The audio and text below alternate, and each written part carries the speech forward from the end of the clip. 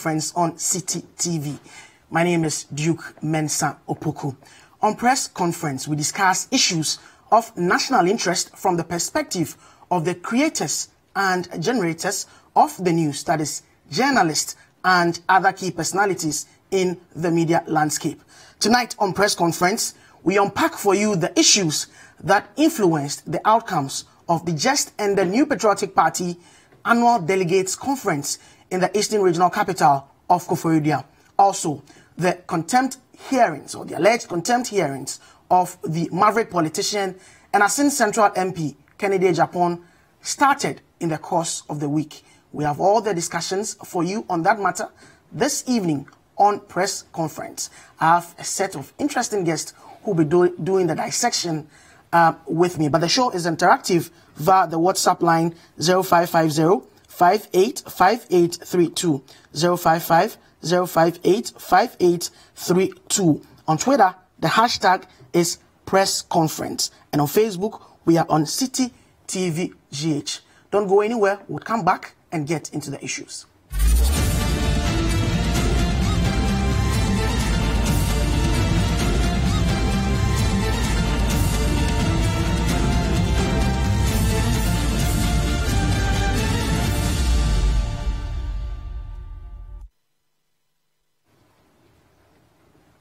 Welcome back, and thanks for choosing us for the next 1 hour as we discuss issues of national interest.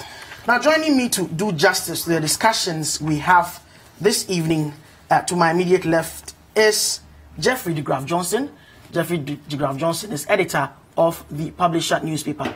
Next to him is Simon Agenab. Simon Agenab is Vice Dean of the Parliamentary Press Corps and editor of the Accra Times newspaper. Next to him is Larry Lansdogbe, who is the editor for the Herald newspaper.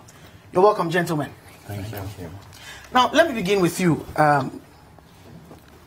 Jeffrey. But before we get into the issues, there are various video clips and other things we have to show for you, or to show to you, from the conference grounds yesterday at Koforidua. Express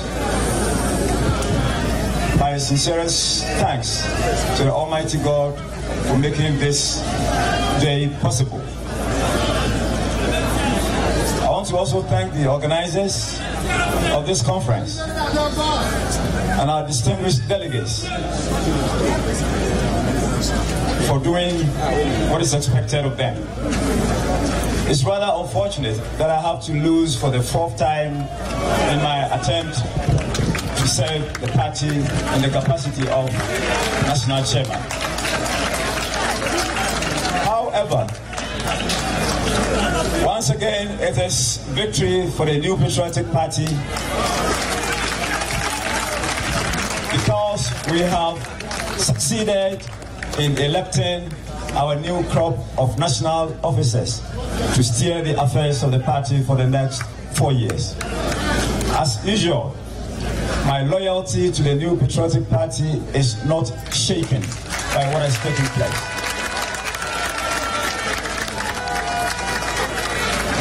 You can continue counting on Stephen and Tim as usual, because it is party first. You can always count on me. Thank you all very much. This contest has energized the party so strongly, and yet brought us all together at the same time. We thank God for it. I will say on behalf of the team newly elected that we will now work on the unity of the party. We promise to work together in unity also.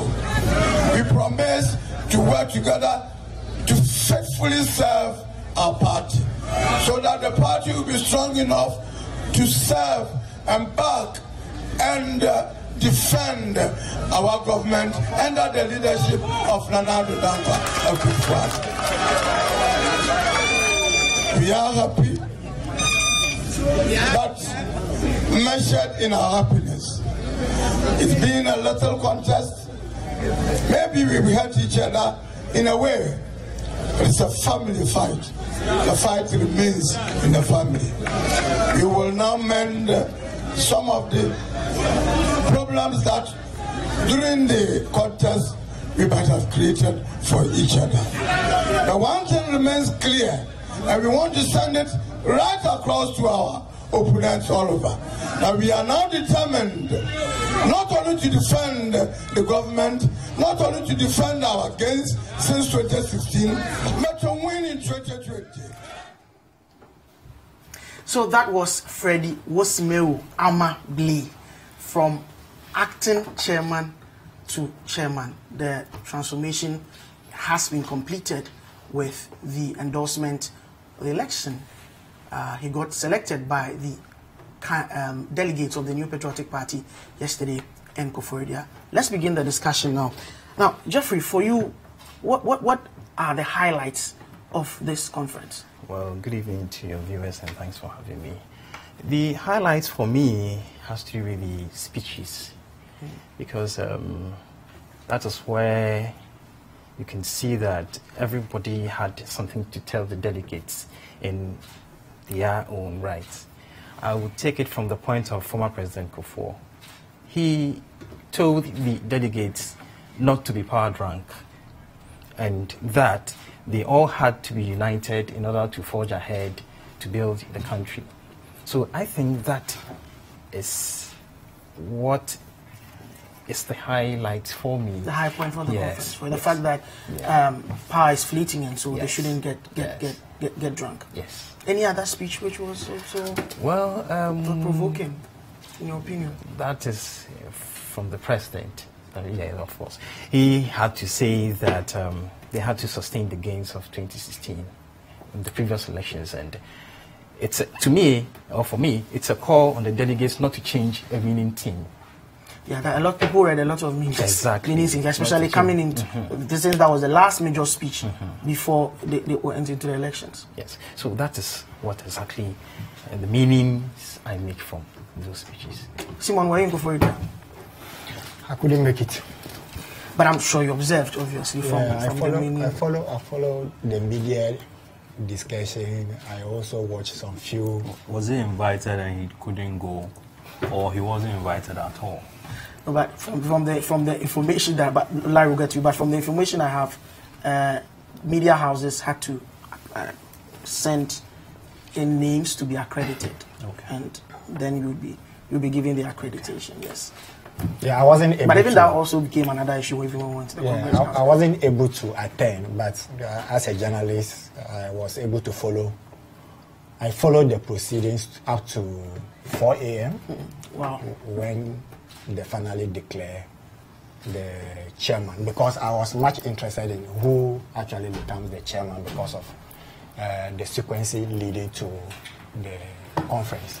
But to me, I would say the whole conference being a peaceful one, having brought all sort of people across the country, bringing them together, and ushering this whole process to a successful end. To me, that is the high point. The fact that there was a free conference.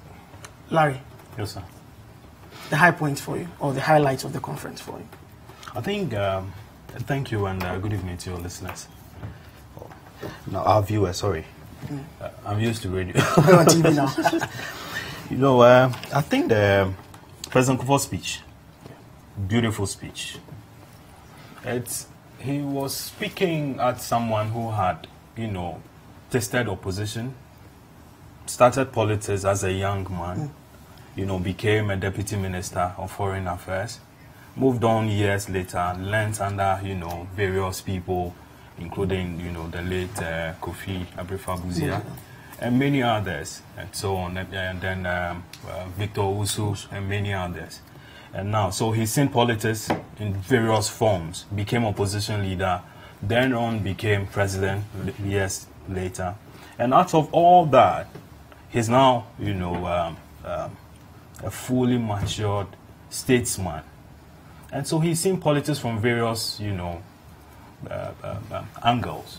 And when he said that, listen, we shouldn't be power drunk, and that we only have a 4-year mandate, we should be careful how we work with it, or else it could go bad for us. And said that we should bring everybody together, we should bury our egos and unite the party.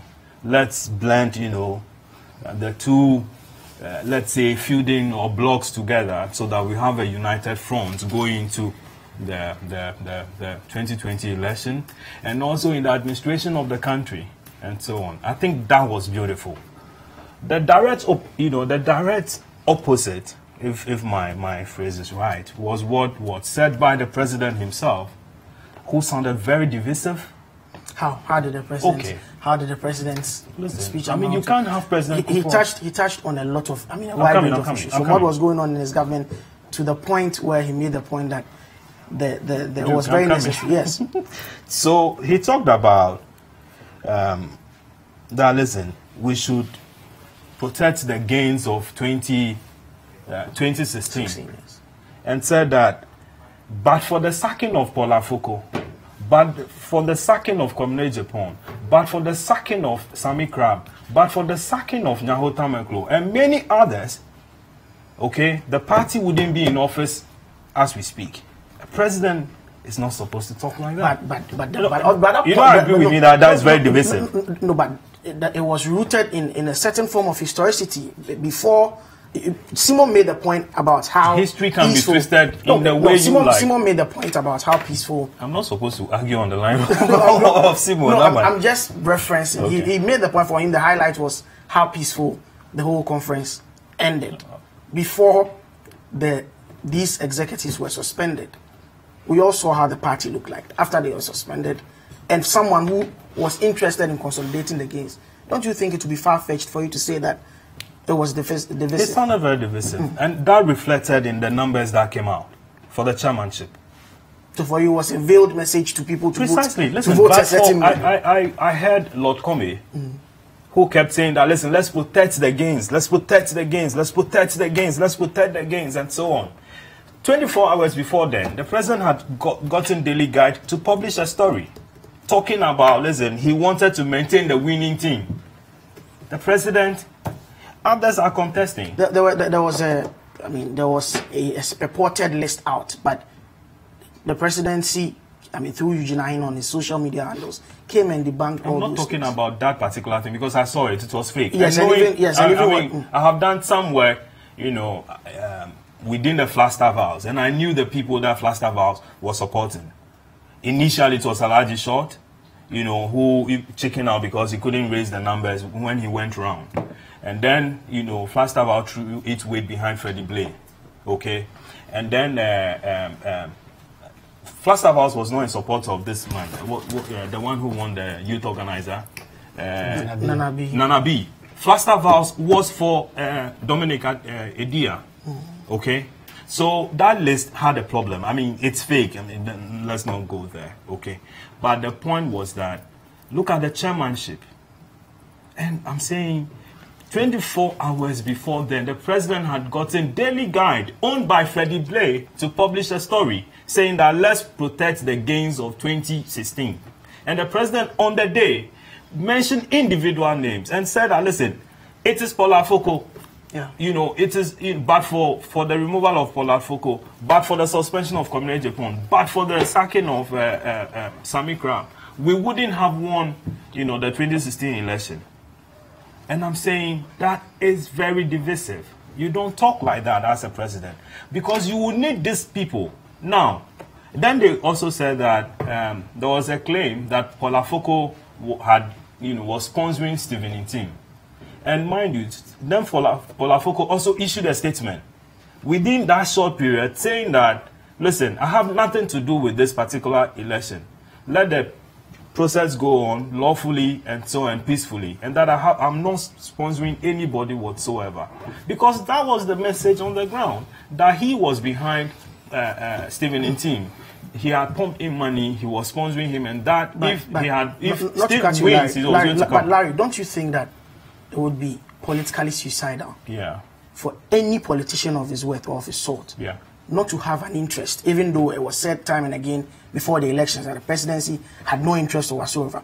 But don't you think that it will be politically suicidal for the president or the leader of any political party in office not to have an interest who he works with, especially going back to the chronicles of what happened when the NPP was in opposition?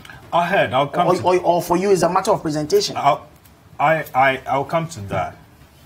Now, within the last week before, word among the NPP delegates who were to go and vote were told that, listen, when you vote for Stephen Ntim, I won't sit in cabinet with him. I won't allow him into cabinet meetings.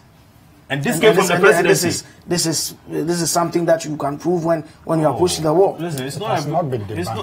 Listen, I mean, and I have given you instances where the presidency had granted an interview or issued a statement.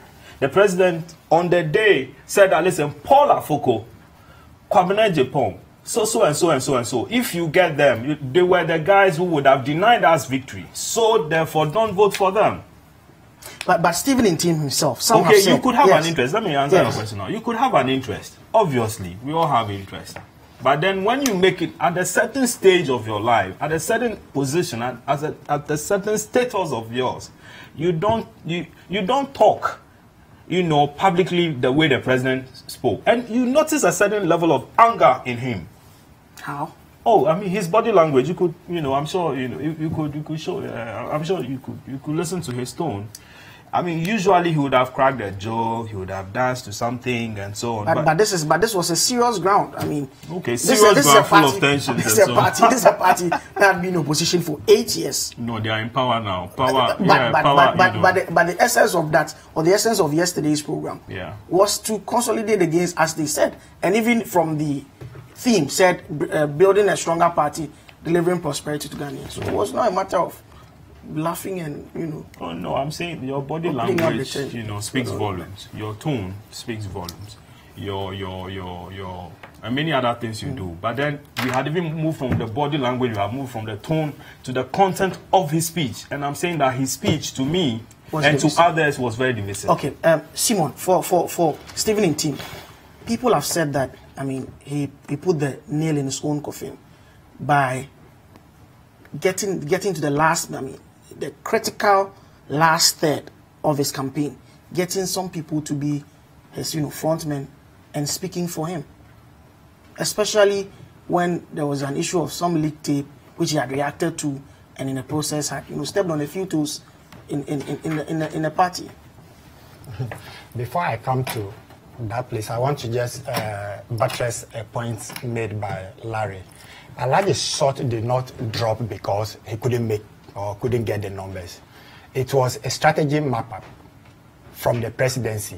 They realized that if Alhaji's shot would go, plus Freddie Blay, Ntim was likely to go through. Because Alhaji's shot was having the numbers. He could pull the numbers from the 3 northern regions, which will obviously affect...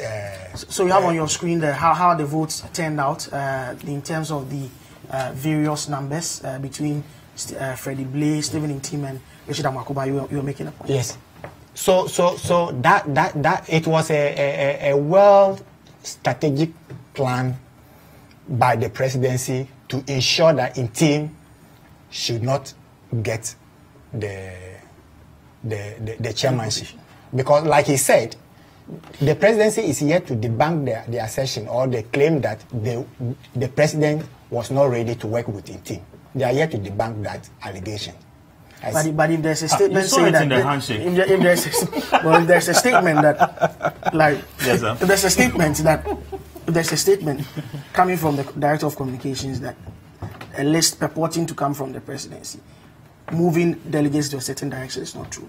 What form of debunking do you want to get? What you have categorically said? But do you know the post conference, NPP will have to do what we call reconciliation behind the scene. That's a normal process. That is a normal process for every party. Thank you. So if they are going to do that reconciliation, who is coming in?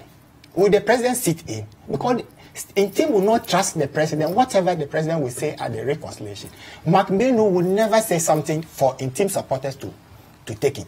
But the president and Peter McMahon they are father figure in the party. So if they are not made such utterances, they will feel comfortable calling all these aggrieved family together and say, my dear brothers and sisters, let's bygone be bygone. This thing has happened. It's a family fight. Let's move forward. But for you to say that, one, I cannot work with this, and we are yet to get the presidency to debunk that assertion or claim. Second, I want to work with the 2016 gains, and then you went further to explain why there was disunity in the party. So what happened? Who caused that disunity? Did the president play a fatherly role when the crisis was going on? What role did he play to amend any crisis that seemingly was actually increasing and bringing the party into this integration? He didn't do anything because he saw some people as people that he cannot work with. This statement, like, I cannot work with Intim, happened in 2014. I can't work with Paul Afoko, I can't work with this. But the people went ahead and voted for Mr. Paul Afoko. But when they came, who started the signatory for impeachment of Paul Afoko? It was the vice president, the vice chairman. He initiated the whole thing with the backing of, in quotes, maybe the flag bearer back then, because the MPP constitution gives the chairman the leader. So the chairman is the leader. Yeah. So knowing very well that if the party, the constitution doesn't give me the flag bearer the free hand to work, and I don't trust the chairman. So what I have to do is to make sure the chairman steps aside for me to get the right people in and work with. You were saying something about Intim making certain statements that might have affected his chances. Intim has been accused, has been attacked. If you remember, the late Dugan is a former treasurer. Yes, his funeral. Passed away a few. Yes, his funeral. Well, Dugan died. Yes, yeah, he passed away. At his funeral, Stephen T was attacked. People attacked Intim and told him that, why is the president telling you that not to go and you are going? And they attack him and call him all sorts of. He's a human being. Emotionally, you could take it. Somebody could not take it. So that is where he came and said that he will not allow. Yesterday on the grounds, one of the things that came up was the fact that if you have, I mean, there are people that up until now, people still have grudges with in the MPP. People, someone like the former chief of staff, Kojo Mpini, because of his purported links to Paul Afoko. And you make such a person lead the front line of by granting interviews and pushing a certain cause and even ringing the bells of loyalty, which, I mean, was sort of debunked also by other members of government. Are you not digging your own grave? No, but do you know? I'll come to you pretty shortly, Jeffrey. Do you know the caliber of the former chief of staff in MPP? I don't think it's Mr. Stephen Intim who might have asked him to go and make certain statement. He loves the party and he knows who should lead the party. What happened last night was between money and loyalty. People. That's how you summarize it? Yes, it was between money and loyalty. The money, they realized that they could not get what they want because people were actually going in for loyalty because the President Akufo-Addo is where he is today because of the same phrase, because they knew what President Akufo-Addo has done and what his relationship is from the top and the grassroots. They realized that with President Akufo-Addo having gone through the mill and being where he is with Stephen Intim coming to that particular area as the leader, the grassroots believed that with these two people, their concerns were going to be addressed. But for want of better word, the president doesn't want anybody who is so assertive. But his speech was conciliatory. Wouldn't you agree? Intim his speech was conciliatory. Intim was the man of the conference. Yeah, he's the man of the conference because he believed that he would have been the winner on the day. but for the money. But for what happened? So Intim, to me, that's my opinion. Intim got the discerning people in MPP. That's how you interpret yes, it. they voted for him. All right, but I'll come to you. But let me get to Jeffrey. Jeffrey, on that same conciliatory note, was it not conciliatory? And again, what do you make of what people are saying that strategically, Intim lost the battle right from the start? Yes, Intim, I don't want to be in his shoes at all, because since 2005, all attempts to lead the party in that respect has failed. So I think that the delegates were torn between loyalty, as my brother said, loyalty and, so to speak, money. Intim,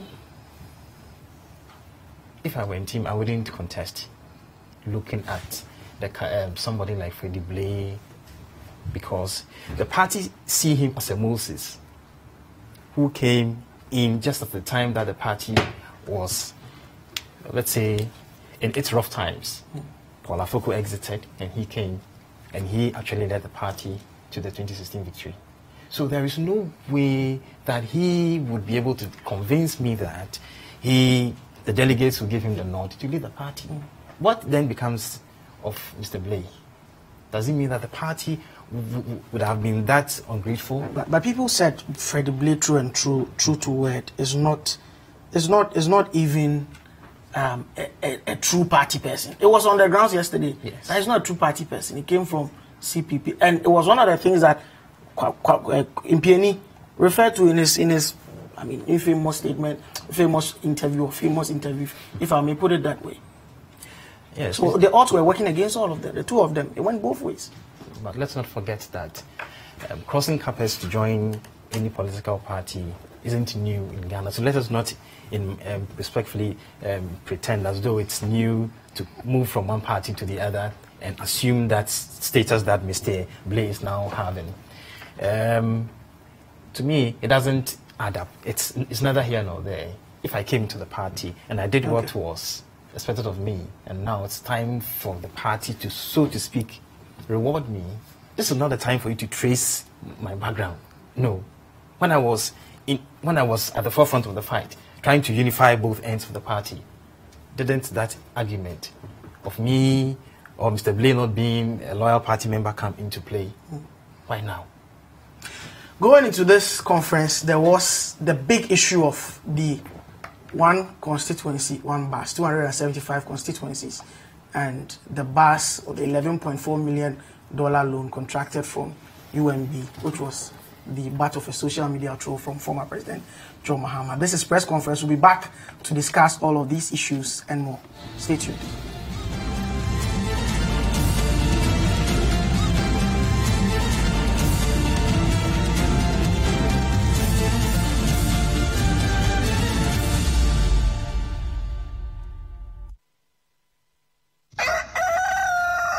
We spice up your mornings with culturally enriched conversations, social interviews, and policy-oriented discussions that will keep you updated on the progress of the nation. Because we're giving only those in their third trimester. So in the next 3 months, those in their second would be ready to receive the kits. And we're taking data at registration, which is before they take the kits, at delivery and post-delivery, so that we can analyze and we'll see the numbers. So from the numbers and the data that we're collecting, we would know what has worked, what hasn't worked, you know. Join the Breakfast Daily team Monday through Fridays from 7:30 a.m. to 10. Let your voice be heard with the hashtag Breakfast Daily. Join us for breakfast daily, only on City TV. Tune in to The Point of View, Mondays and Wednesdays at 9 p.m. as Bernard Avlet takes the news further. He will bring the right guest, ask them the relevant questions, and get you the real insights you need on the big stories for the day. What one action have you taken? What one statement have you issued? Well, we've been issuing statements, even this... on the specific issue of... This very one. Of no bed syndrome. Since you're saying that you've heard this before. Well, we keep talking. The Point of View with Bernard Avlet, Monday and Wednesday nights, only on City TV.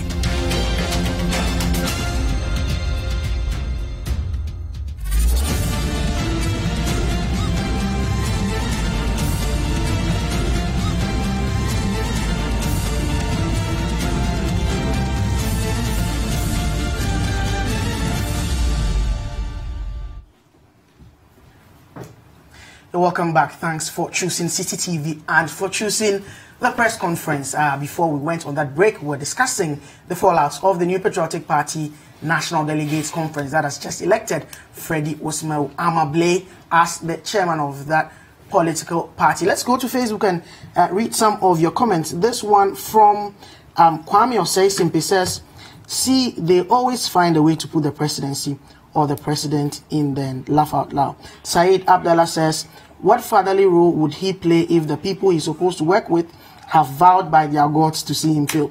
Politics is about strategy, positioning, and at times gambling. Afoko and his group gambled and lost. Give us a break. This one from Prince Nyadejo says they voted for corruption. And Malik Suleimana says, excellent submission, boss Jeffrey. So those are some of your comments, and keep them coming in thick and fast, and we would make time to read them for you. Now, Larry, let me start with you. The all-important issue, or for me, one of the biggest issues, which got even people outside the party speaking, was the issue of the 275 buses. Chairman Blay, then candidate Blay, said, well, we think that one of the issues that can solve the party's financial challenge is to get a bus that will work for each and every constituency and bring in money. There are groups like Ghana Integrity Initiative, others, who said that, well, this amounts to vote buying. Even Intim himself complained. Was this a good strategy, or it was something that is unheard of? Was it a bad move? Does it amount to vote buying, in your opinion? Thank you. There was a particular speech made by the rep from the Conservative Party. Yes, John Hayward. Yeah, John Hayward. And I think that is quite significant. And that actually represents all that, you know, the whole story around the bus and all that, whether or not it's justified. You could see clearly that this is just, you know, a strategy to buy votes. A strategy to buy the mind of the people. And I think, you know, to a large extent, it worked for Freddie Blay. Now, I mean, the initial thing was, I remember listening to him on Asempa FM, and he talked about he going to buy the buses and then, you know, dishing it out to the various constituencies. Then people started asking questions, and then as the day, you know, got closer, he kept changing. In one breath, you know, it was not going to go to them. In another breath, he was going to give it to them another time. 3 days to the event, then it was going to be handed over to STC to be professionally managed and so on.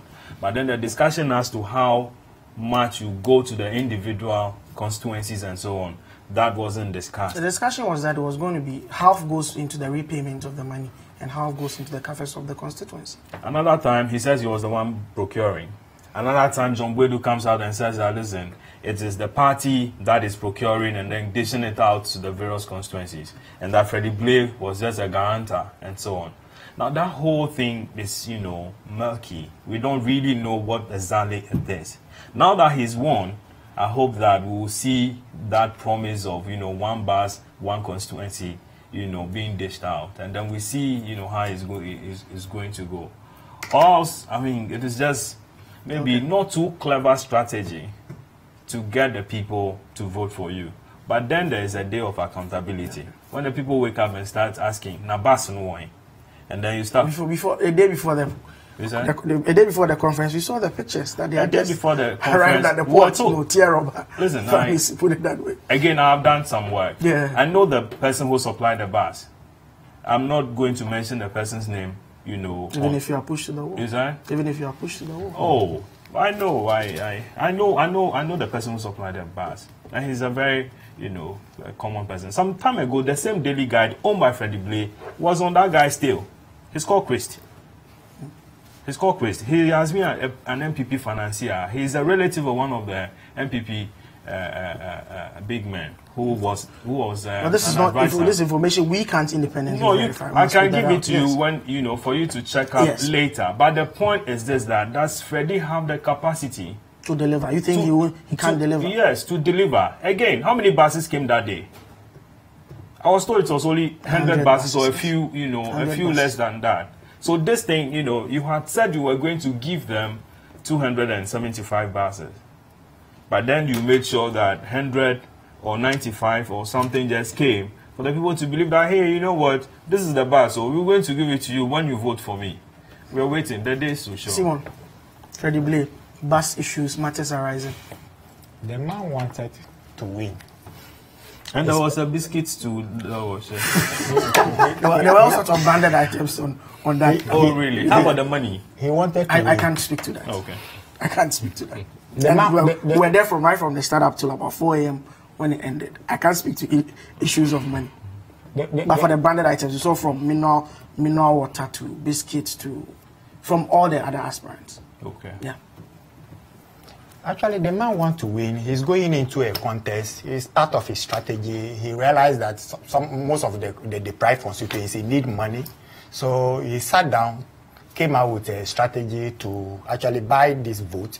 But there's one thing that people didn't observe yesterday. Okay. If you actually follow the previous conferences of MPP, you see yesterday they changed the voting pattern. Normally, what they normally do is they vote constituency by constituency. And then if you have an MP, the MP lead that particular constituency. But yesterday, like Parliament, 3-line whip, what they did was they gave one polling booth to the MPs, one to the DCE, one to minister, deputy, and government appointees. But that could be just, usual. No. It was a strategy to know which group of delegates voted for or voted against, and it was a well cut out strategy which works. So the vote Mr. Tim got he actually did well. They did everything to make sure that he gets a disgrace figure, but he got a figure that they themselves are short. Jeffrey, last point on this issue, then we move on to NDC's boycott. And the difference was 471.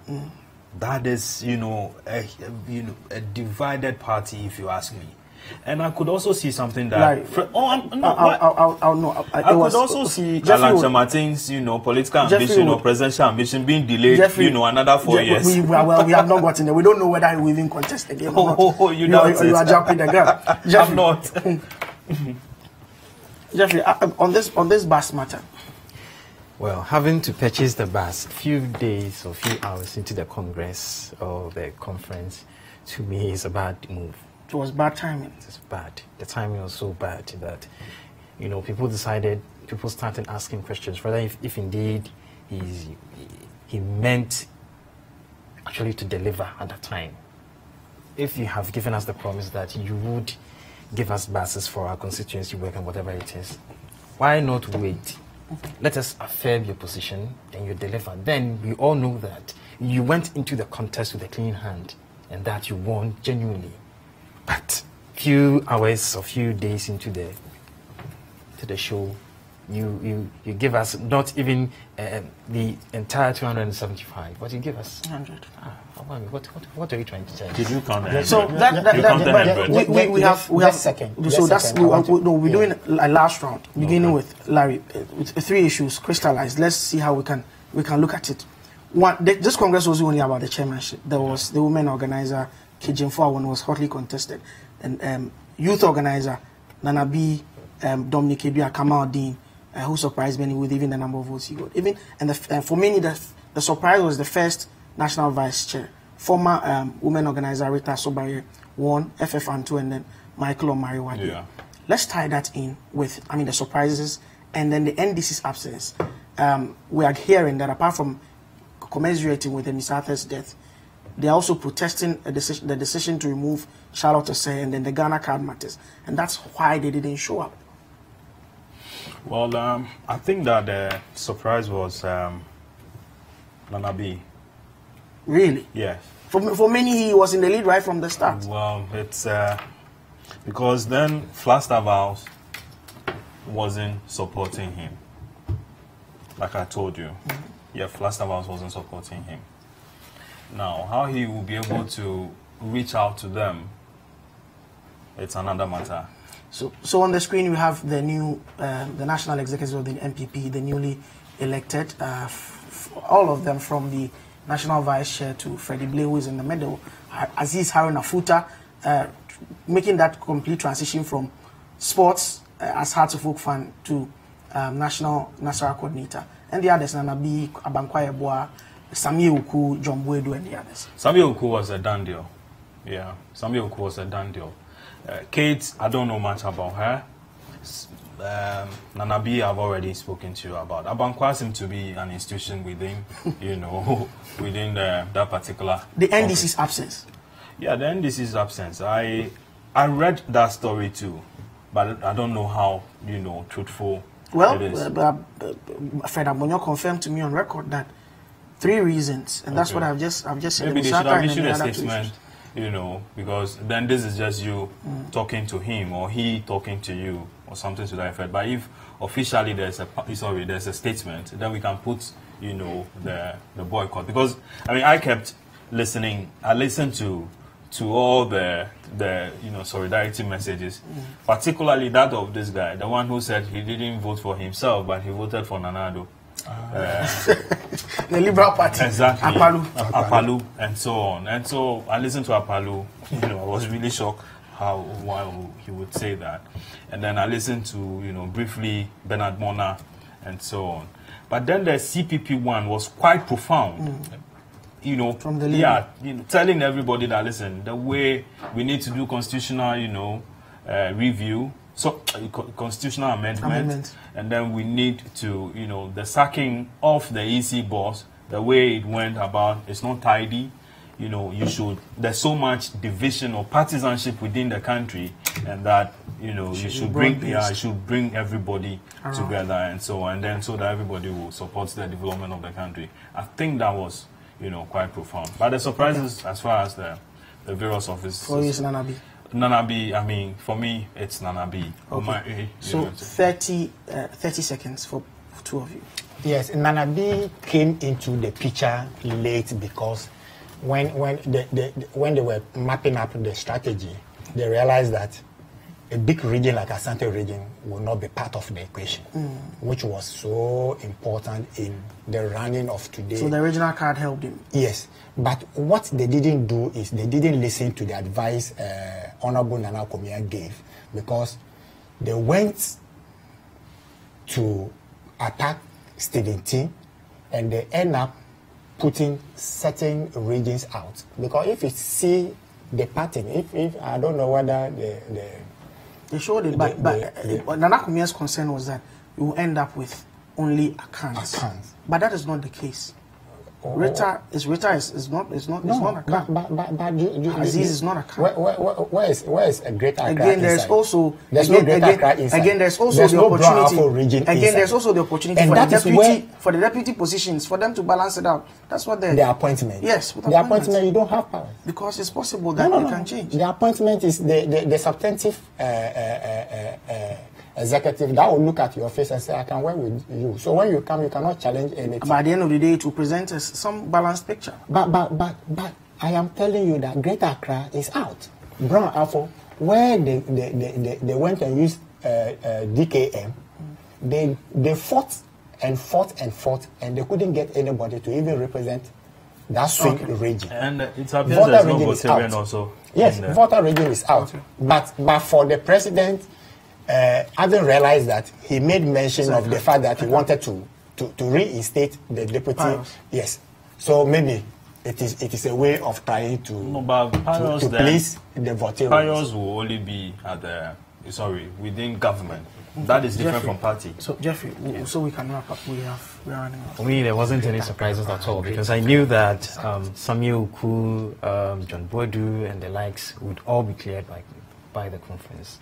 Because these are frontliners in the party. They are always on radio articulating the decisions and positions of the party. So it's nothing new for me. I mean, I just expected all of them, and they were all cleared.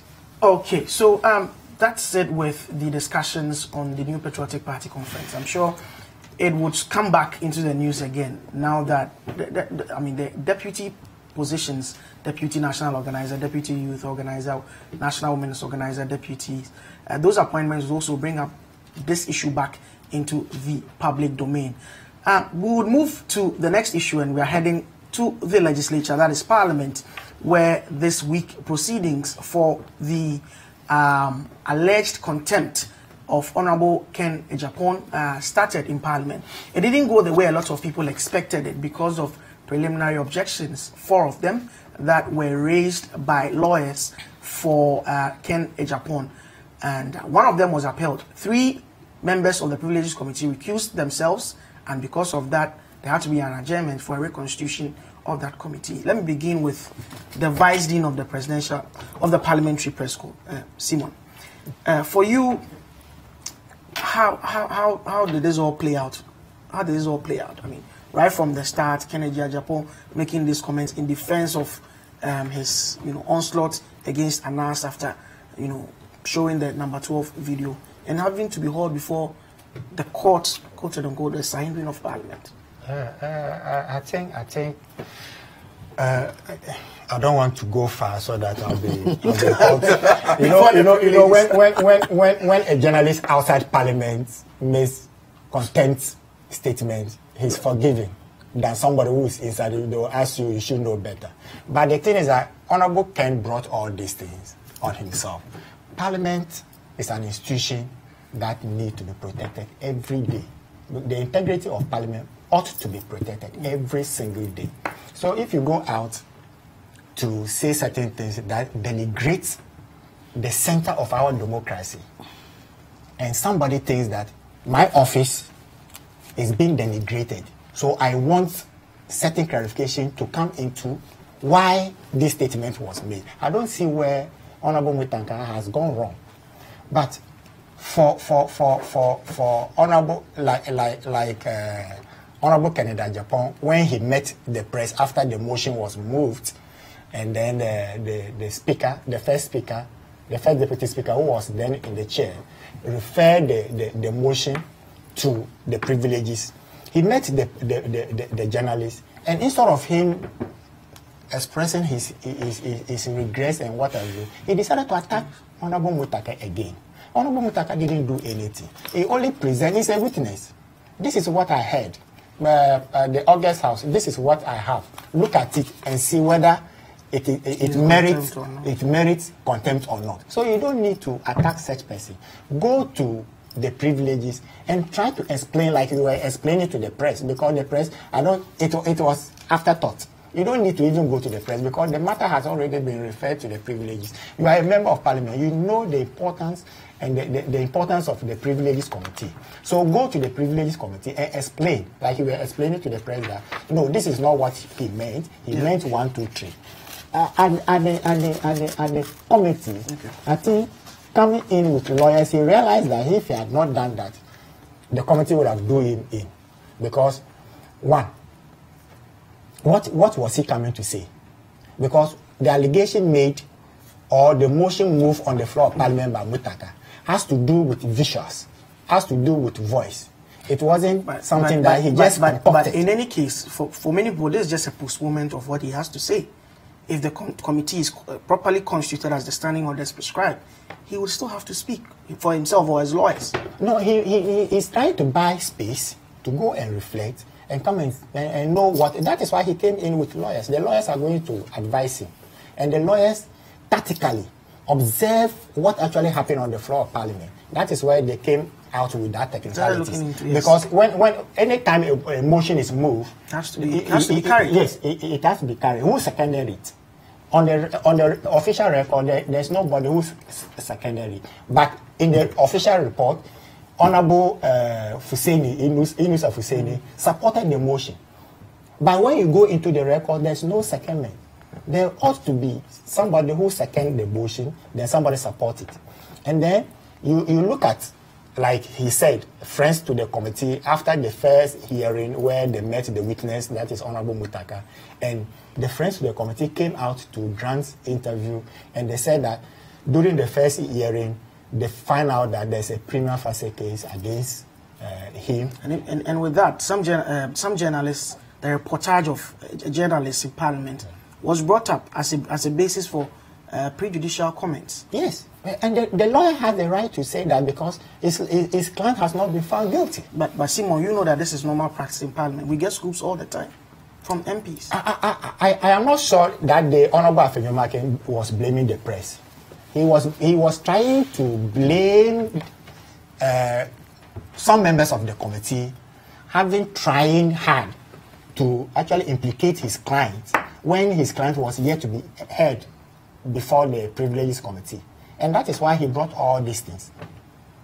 Okay. And he was also, Jeffrey. you know, all the objection he raised, it was overruled. But later, no, it was later that came to argue, and then the chairman had to withhold the 3 members who decided to recuse themselves.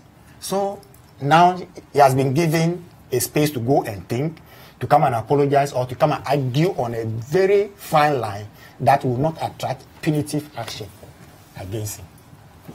Jeffrey. Well, Kennedy before Parliament. If I were him, I would not stretch this matter at all. Because one, you are a member of the House, and you know the rules and regulations in respect of, with regards to comments and all the things you have to carry, and even how you have to carry yourself as an MP. So I can only advise that you shouldn't go and throw stones when indeed he's living in a glass house. You should know that, yes, there are times tempers go high. You say things you don't have to say later. You only have to reflect and sometimes even offer the necessary apologies that you have to. If I were him, I would just go before the House, apologize, and if possible, retract whatever. Okay, so that was Jeffrey DeGraff Johnson. And on that philosophical note, we take a last break. We'll be back to wrap up the discussion and then also read some of your comments coming in.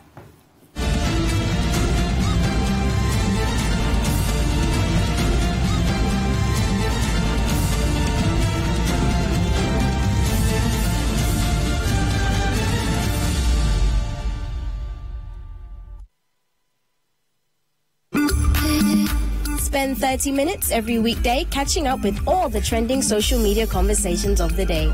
If you tweet it, we'll read it. We might just even Skype you. Just, you know, no matter your situation, you can rise to the top. Absolutely. You really and can. It's interesting that he wrote this article on the 17th of June, and on the 18th of June, yesterday, he actually scored 2 goals in the Belgium World Cup meet. 30 minutes is all it takes, so use the hashtag 30minutes on social media to catch our attention. Join the most interactive social media TV show weekdays at 5 p.m. only on City TV.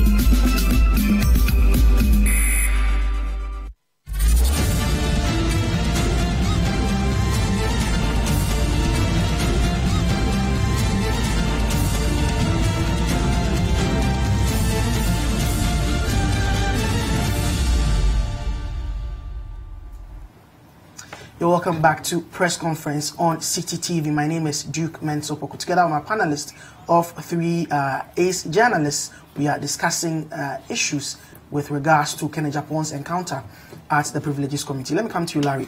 Larry, what do you make of this? People say that this is, you know, just a makeup of technicalities just for Parliament to protect one of their own, Kennedy Agyapong. Well, thank you. I'll argue from Simon's point, where he said that Kennedy brought this upon himself. I think I would disagree with him. I think that Parliament brought this upon itself. The lack of code of conduct for MPs, okay, it's a very, very critical point. Listen, Kennedy Agyapong has been in the tone of almost everybody in this country. A lot of people have been victims of Kennedy Agyapong's, vulgarity, abusive words, and so on. Charlotte Osei, who was, removed from office the other day, was accused of using, her body to get the position that she occupied. By Kennedy Agyapong, she traded sex for the position. Am I lying? Well, these were comments that were condemned. Yes, were condemned by all, well-meaning Ghanaians. Again, Then we had who? We had Ifia Schwarzenegger or somebody, a woman. We've run out of time. So You've run out of time. Yeah, so your final comment. Okay, thank you. Now, so, well, I was arguing from a particular point of view. My mind is distorted. Sorry. But finally, I think that Parliament should develop a code of conduct for the MPs, because then, you know, we can situate their conduct into exactly, but from what is going on, where you have his lawyers who are MPs themselves, and then 3 MPs also recusing themselves on the basis that he is, you know, they are from the central region, and that is the caucus of the central region, and so on. It, you know, it sounds really, you know, it smells fishy, if you ask me. Okay, so that's how we end press conference tonight on CTTV. We dealt with the MPP Delegates Conference and the issues surrounding Kenneth Japon's appearance at the Privileges Committee of Parliament. Press conference comes to you every Sunday at 9 p.m. Make a date with us same time next week. Good night.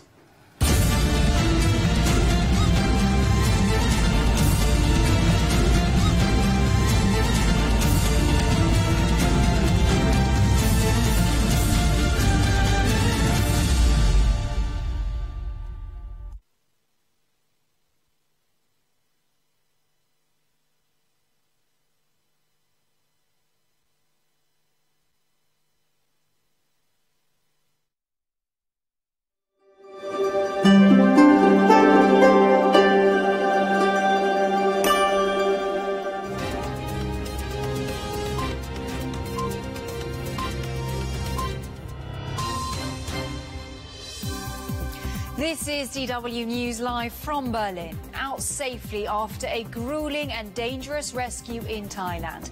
The first boys have been brought out of a